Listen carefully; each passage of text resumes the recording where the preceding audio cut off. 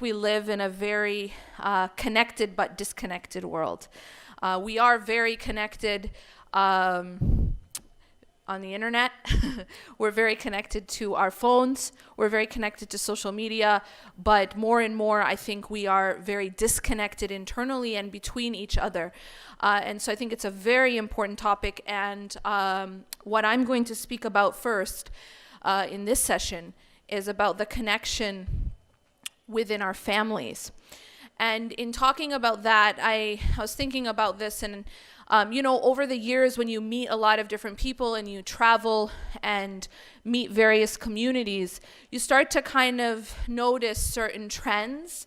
And what I want to do is talk about a few trends that I've noticed.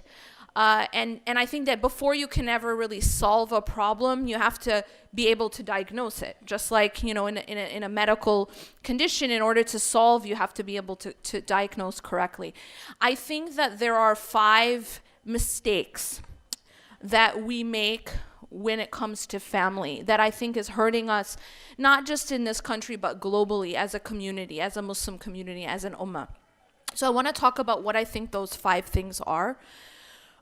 Where are we going wrong?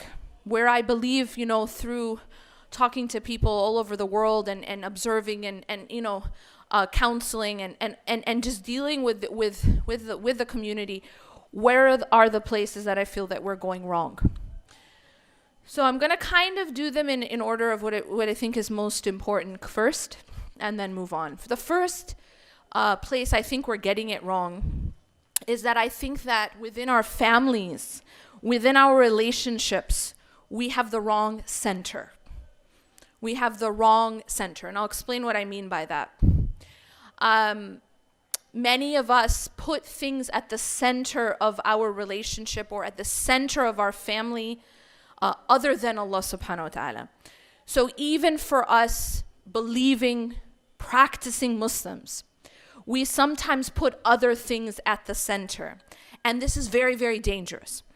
For example, sometimes we might put another person at the center. And now this is going to be something that's going to sound strange. And it's going to be a subtle mistake that we make, but I think is extremely damaging and extremely dangerous.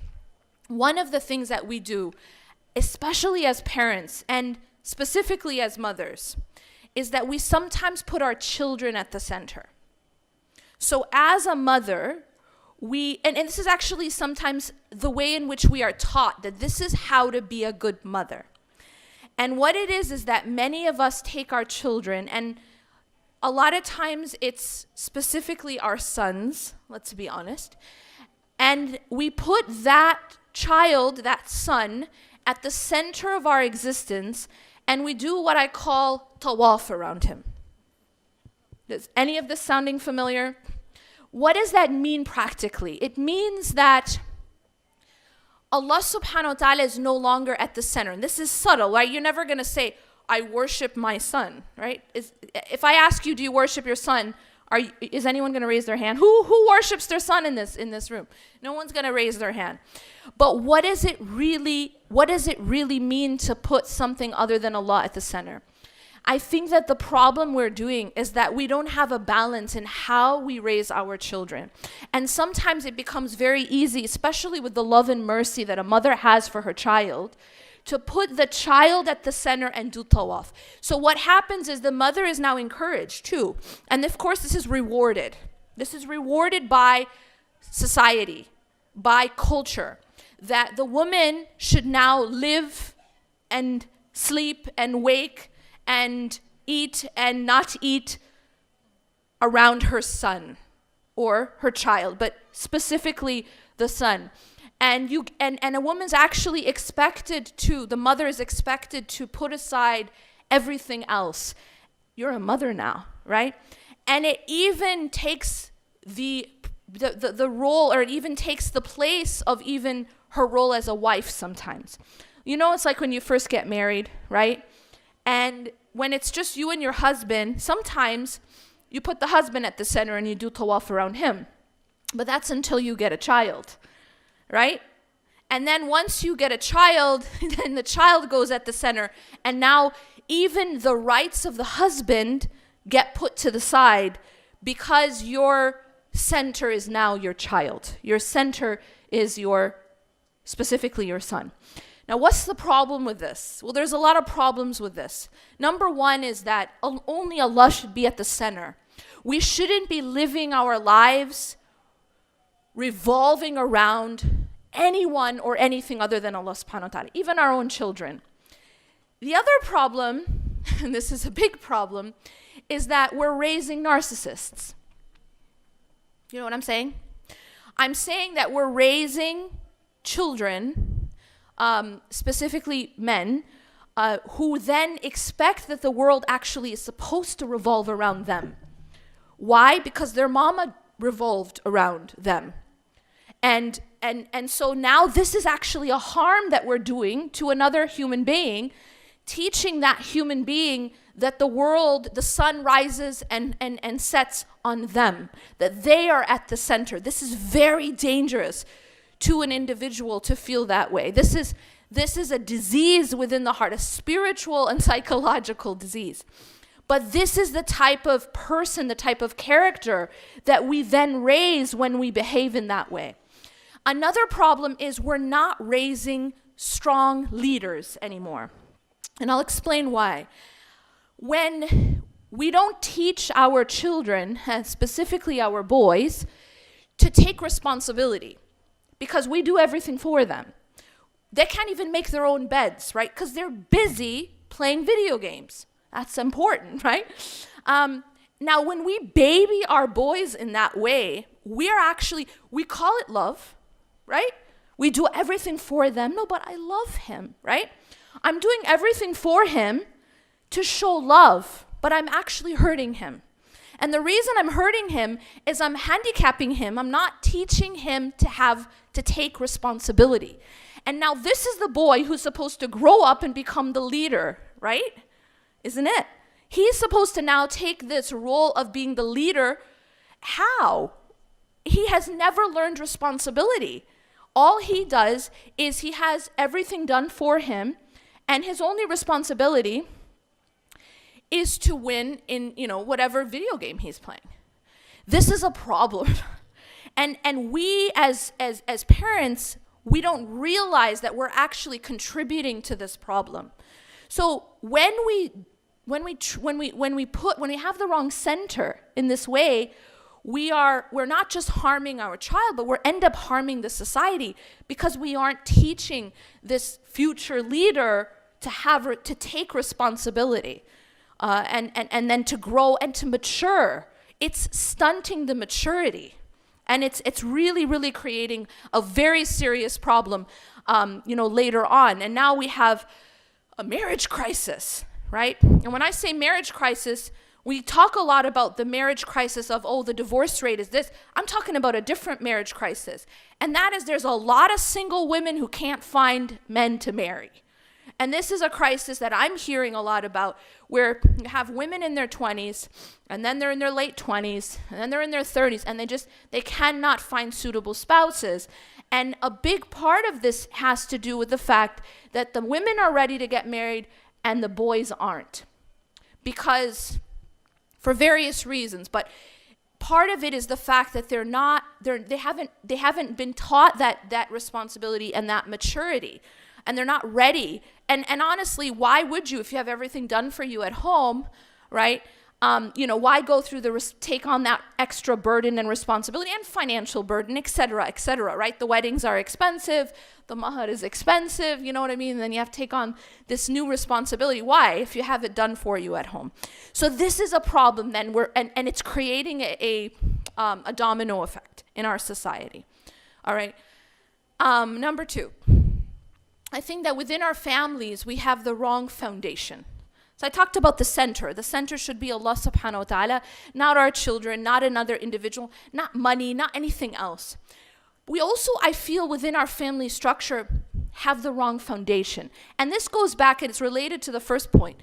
I've noticed that a lot of our families, within our families, we create a foundation that is the children. So as I mentioned before, not only do we make our children the center, we also make it the foundation. And I'll explain what I mean.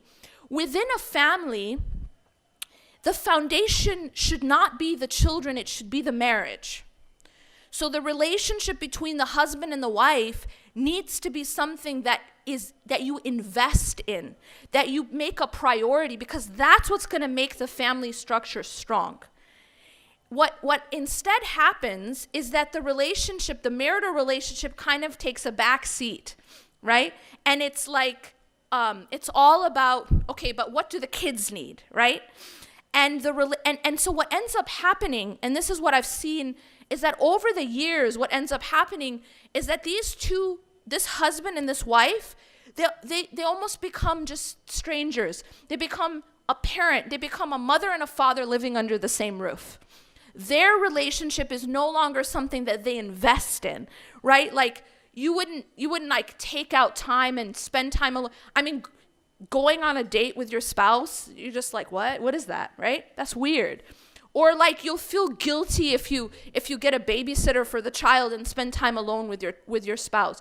But this type of investment is actually very important to make the family structure strong. Because when you invest in the marriage, you're making the family stronger. And when the marriage is not strong, no matter what, the family won't be able to be strong. Even if, both of you do everything for the sake of the kids, but if your relationship isn't strong, then that family structure won't be strong. And so this is another, I think, mistake that we make. Number 3 is that I think we have the wrong focus a lot of times in our families. So one way to look at this is that sometimes we focus a lot on image. Maybe we focus a lot on and like what people think about us, what kind of house we have, what kind of car we drive, that these things become focal points beyond what kind of character are we building in our children. And of course, there's also the idea of being very, very concerned, and this is important, but being very concerned for the dunya of our children, right? Like what school they go to, their education, the grades that they get. And all of this is important, but sometimes we fixate on that and we sort of forget about their character building. We forget about the deen aspect of their Islamic identity because we're so focused on just go to med school, right?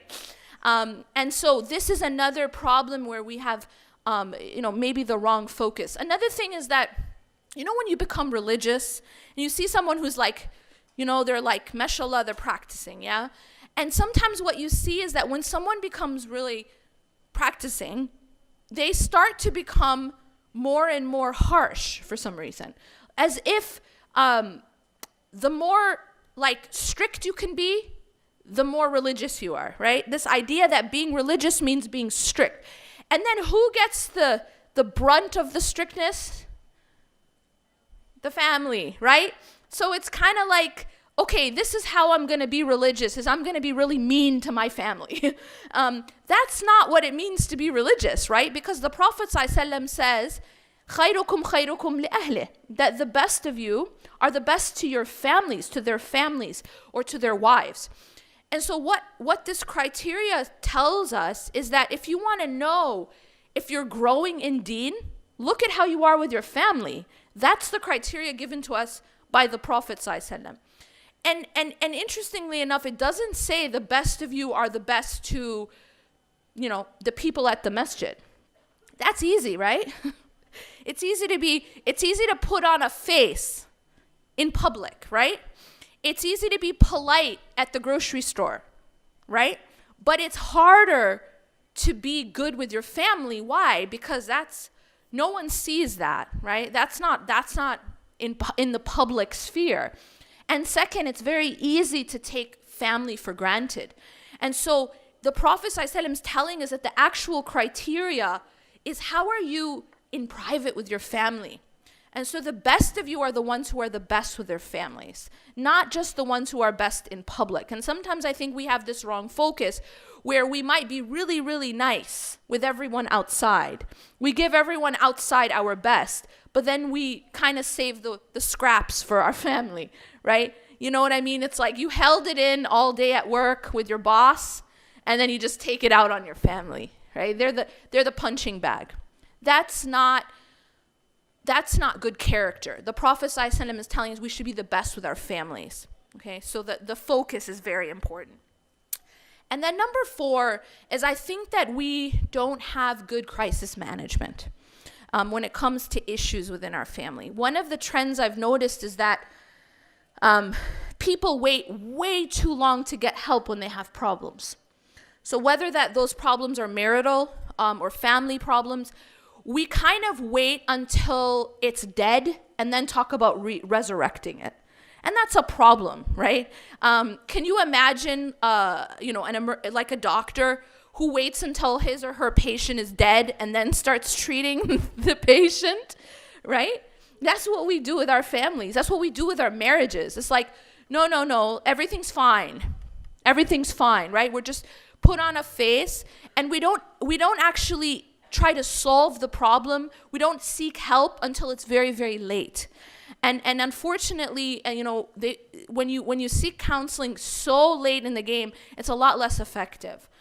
So just the fact that we don't ask for help, we don't seek a solution early on, that's very problematic. And part of that is, of course, the stigma, which we have to erase that.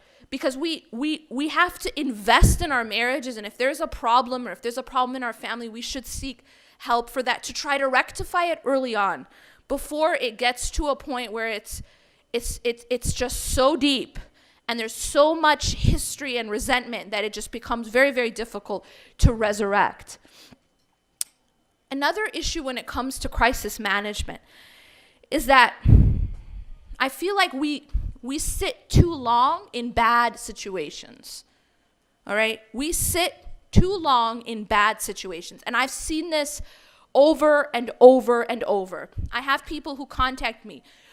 I just got married. It's been a few months, and I found out that my husband is extremely abusive, right? So early on, she finds out her husband's abusive. So what does she do? Well, most of the time, people just sit, and they sit, and they sit, and they sit, and they don't do anything about it. And then what ends up happening, of course, is then they get pregnant. So now they have to sit for the kids. And then 20 years later, and I know cases like this, 20 years later, they finally get out of that abusive situation after this individual has not just abused her, but all of her children, and now her children are suicidal. So do you understand what's happening here? Is that we're sitting in bad situations passively, not doing anything, and then we're taking way too long to rectify or to change these situations, to get out of bad situations. And that's extremely harmful. So, I had one sister, she contacted me and she said, I found out this guy is abusive. He does this, he does this, he does this. Okay, sister, at this point, you don't have kids. This is the point where you have to get out of this bad situation. She didn't. She sat. A few months later, I got another message from her. Guess what she says? I'm pregnant now. Can I get an abortion? So the idea is that this habit that we have to just be passive is very harmful. We have to be able to take action when action is needed. The Prophet ﷺ said that if you see something wrong, you try to change it with your hand. We are a people of action. We are a deen of action. We are not passive. We don't turn the other cheek when we see abuse or when we see something wrong. We have to be more active and not be afraid to take action, decisive action, and not put it off and not be passive. So the Prophet ﷺ said, if you see something wrong, change it with your hand. And if you cannot, then change it with your tongue. And if you cannot, then at least hate it in your heart. And this is the weakest of faith. By the earth, him and his home, as it literally is what the Quran says. And so we know that this is a destructive path to take credit. Now, this is something we tend to do, unfortunately, with our children. If you have a child who is righteous, that is a gift from Allah subhanahu wa ta'ala. And be grateful for it. Don't be ungrateful by taking credit for it, right? It's not because you're just more amazing than Nuh alayhi salam, because you aren't, right? Nuh alayhi salam, his son didn't believe. He was not among the believers, and that's not because he was an inferior parent, right? Allah subhanahu wa ta'ala tests us in different ways, and Allah subhanahu wa ta'ala gives his gifts as he sees fit. Now the question becomes, well then, what's my role? Why should I do anything if it's not on me? And the answer is, it's part of your worship. As a parent, it is your responsibility to teach your children. It is your responsibility to set an example for your children. It is your responsibility to do everything in your power. However, the result doesn't come from you. The result comes from Allah subhanahu wa ta'ala. So guidance is not in my hands, it's not in your hands. It's in Allah subhanahu wa ta'ala's hands. He is the one who guides. إِنَّكَ لَا تَهْدِي مَنْ أَحْبَبْتَ وَلَكِنَّ اللَّهَ يَهْدِي مَنْ يَشَاءُ. That you don't guide whom you love, Allah guides whom He wills. So this is something very, very important to remember in our families. If you have a successful marriage, may Allah continue to bless you. If you have successful children, may Allah continue to bless you and to bless them. But always give gratitude to Allah subhanahu wa ta'ala. Don't fall into the trap of Qarun, of thinking it's because I'm awesome. And by the way, that person doesn't have a successful marriage because they're just not as awesome as me, right? This type of judgment and looking down on others is something that we really have to stop.